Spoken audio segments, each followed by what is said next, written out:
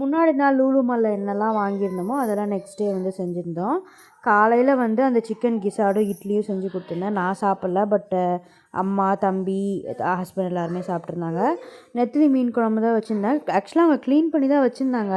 ஆனால் எல்லா நெத்திலி மீன்லேயுமே ஒரு சின்ன சின்ன முட்டை இருந்தது. எனக்கு வந்து அது பிடிக்கல. ஸோ நான் வந்து உட்காந்து தனியாக எல்லாத்தையுமே க்ளீன் பண்ணிகிட்டு இருந்தேன். ஹஸ்பண்டும் கொஞ்சம் ஹெல்ப் பண்ணிகிட்டு இருந்தார்.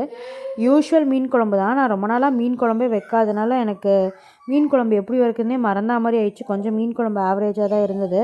பட் என் ஹஸ்பண்டும் தம்பியும் அது என்னமோ ஒரு பெரிய இது மாதிரி நினச்சிக்கிட்டு சூப்பராக இருக்குதுன்னு செமையாக சாப்பிட்டாங்க. அம்மா தான் உண்மையை சொன்னாங்க, மீன் குழம்பு நான் ரொம்ப ரொம்ப ஆவரேஜாக தான் இருந்தது அப்படின்னு சொல்லிட்டு. விட்ட ஒரு ஆசையில் நான் வாங்கிட்டு வந்துட்டேன். செம்ம ஸ்மெல்லு. க்ளீன் பண்ணும்போதும் சரி, சமைக்கும் போதும் சரி. அதை வேறு ரெசிபி எப்படி செய்கிறதுன்னு தெரில. ஏன்னா நான் ஒரே ஒரு வாட்டி தான் செஞ்சுருக்கிறேன் வீட்டில். அது எப்படி செஞ்சேன்னு மறந்து போயிடுச்சு. ஸ்மெல் வந்தனால என்னால் க்ளீன் பண்ண முடியல. ஹஸ்பண்ட் தான் க்ளீன் பண்ணி கொடுத்தாரு. நான் வந்து தனியாக வெங்காயம், தக்காளி இதெல்லாம் அரைச்சி வச்சுக்கிட்டு அதில் வந்து மிளகாத்தூளும் கரம் மசாலாவும் மட்டும் ஆட் பண்ணி ஒரு கிரேவி மாதிரி செஞ்சு விட்டேன். எனக்கு தெரிஞ்சு இந்த 2 டேஸில் எல்லாருமே பிக் பாஸில் தான் பிஸியாக இருந்திருப்பாங்க. நானுமே பிக் பாஸில் தான் பிஸியாக இருந்தேன். அதனால தான் 2 டேஸாக நானுமே போஸ்ட் பண்ணல. சரி, ஒரு வழியாக ரெட் கார்டு கொடுத்தோன்னே எல்லாமே முடிஞ்சிருச்சுன்னு பார்த்தா இன்றைக்கி ஒரு கும்பல் தனியாக இது ஒரு அன்ஃபேர் எவிக்ஷன் கிளம்பியிருக்கு. இன்ஸ்டாகிராம்குள்ளே போக முடில, ஃபேஸ்புக்குள்ளே போக முடில, யூடியூப்குள்ளே போக முடில. எல்லோரும் இதை பற்றி தான் பேசிகிட்டு இருக்காங்க. வேறு வேலையே இல்லையா, இல்லை இதையே வேலையாக வச்சுருக்காங்களான்னு தெரில. எண்ட் ஆஃப் த டே அது ஒரு ரியாலிட்டி ஷோ, அவ்வளோதான்.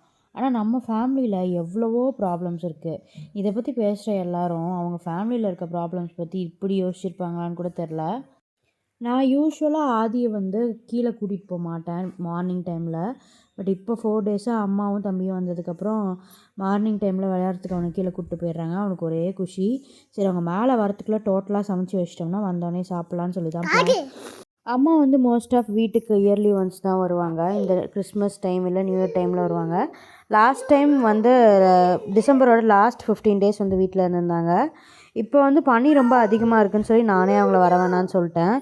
இந்த இயர் வந்து எதுவுமே பிளான் இல்லை. பட் திடீர்னு சடனாக நானும் வீட்டுக்கு வரல. போயிட்டு ஒரு 3 வீக்ஸ் இருக்க மாதிரி பிளானில் இருந்தது. 1 வீக்லேயே நான் வந்துட்டனால அவங்க எனக்கு ரொம்ப மிஸ் பண்ணுறதுனால 4 டேஸ் ஹஸ்பண்டுக்கும் லீவுன்னு சொல்லி கிளம்பி வந்துட்டாங்க. யூஸ்வலாக இங்கே வந்து எந்த வேலையுமே அவங்க பெருசாக செய்ய விட மாட்டேன். பட் இந்த டைம் நான் ப்ரெக்னெண்ட்டாக இருக்கனால நிறைய வேலை எனக்கு செஞ்சு கொடுத்தாங்க. ஒரு சின்ன வேலையை நம்மளுக்கு செஞ்சுட்டு ஒரு 10 தடவை சொல்லி காட்டுறேன் இந்த உலகத்தில். அவங்க வீட்டுக்கு போனாலும் நம்மளை கேர் பண்ணிக்கிட்டு, இங்கே வந்தாலும் நம்மளை கேர் பண்ணிக்கிட்டு, நம்மளை பற்றியே யோசிச்சுட்டு இருக்க நம்ம அம்மா வந்து ரொம்ப ஸ்பெஷலில். Meet you next video. Bye.